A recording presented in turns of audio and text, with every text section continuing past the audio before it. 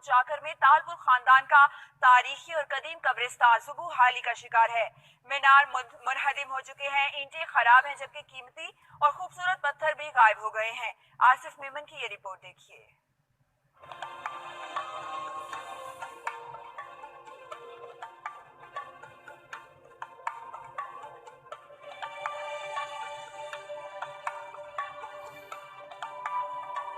मुनहदिम होते हुए मीनार, कब्रों से झड़ती ईंटें, जा बजा पड़े मिट्टी के ढेर। ये कहानी है शाहपुर चाकर में वाक़े तालपुर खानदान के तारीखी और कदीम कब्रिस्तान क़ुबाए शुहदा की।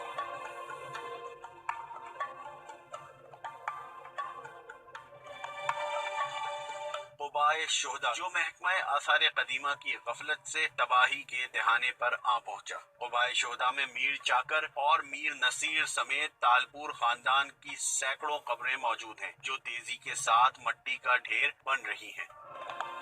3 खूबसूरत मसाजिद में से एक जमीन बोझ हो चुकी है।